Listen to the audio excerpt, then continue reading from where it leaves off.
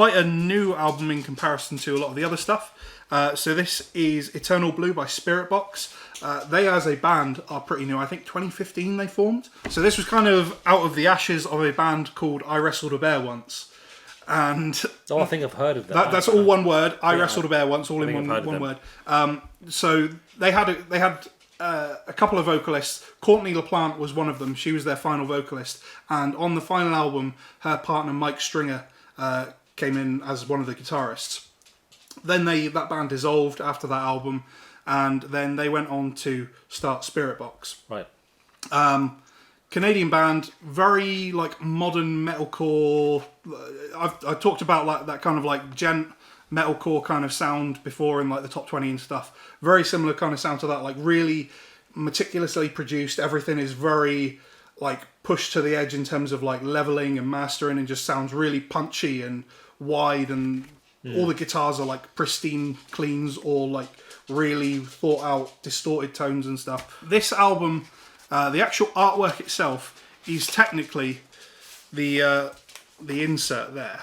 So this is the actual artwork. So it's just kind of like that sort of, I guess it would be like an oil mix, painting mix, something like that. But the big thing that drew me to it was the combination of that artwork, which I think is like really nice looking, and obviously Eternal Blue makes sense in terms of the name, but also then the colour of the vinyl itself. Oh, nice. That's a nice, really nice colour. That's such a nice colour to have as a vinyl. And that, I think, the two of those together, like, it just looks fantastic. That is nice. Such a fitting combo. The music itself, I will say that I was slightly disappointed by the album as a whole. There are some good tracks to it, but something I really, really hate is when artists kind of blow their load almost before an album is released. They kind of like release everything that's amazing on single. Yeah, I like to have something to actually listen to when the album comes out, rather than just going, oh yeah, the best tracks on here are the things I've already heard, because otherwise why even buy the album, you know? Well, that's a very 80s thing though. Yeah. As well. Yeah. So yeah, the standout tracks on this are Holy Roller and Constance, which were like Holy Roller, I think came out like 3 years before.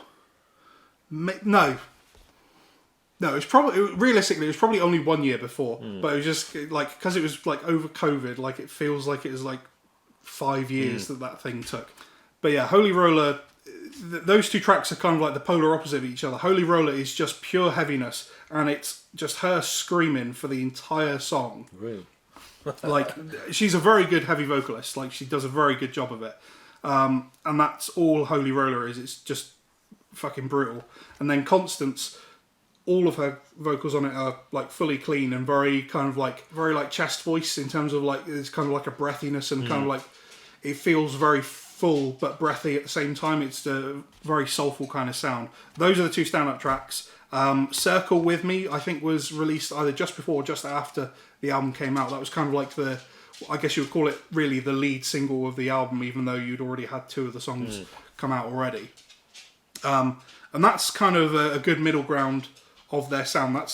Would be one of their ones that I would recommend to people if they want to get into it, is Circle With Me, because it's got her clean vocals, it's got their kind of very punchy guitar-oriented production with some like pristine cleans and brutal breakdowns and chugs and stuff.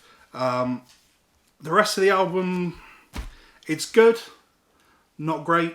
I was kind of a bit let down because they spent like 2 or 3 years releasing a load of singles individually, and a lot of those singles did kind of like beat what was on here. It's not bad. Like, there is good music on here. Yellow Jacket has a feature from architect Sam Carter, which is always a treat. Like, I love how he sounds on pretty much everything.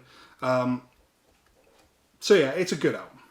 I mean, what I do like about it is this kind of stuff.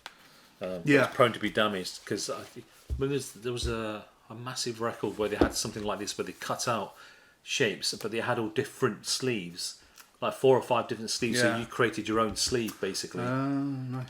But there was like loads of this stuff going on. This would have cost a bomb, man. Yeah, Had this most cut out likely, and yeah. pressing. Oh shit! So you know what I mean, it can be quite easy to ruin, really, isn't it? You got to be careful. The insert's another nice one. That kind of shiny, Oh, it's got like a shiny chromed almost. silver. That looks like good. Do that. Oh my god! And then you've got some like inserts as well with like in that little booklet you've got your vocals or lyrics. Yeah, and it's a stuff. shame you didn't have like extra. You can create your own sleeves. Yeah. I can't remember what album it was. I'll find it. But yeah, there we are. Eternal Blue by Spirit Box.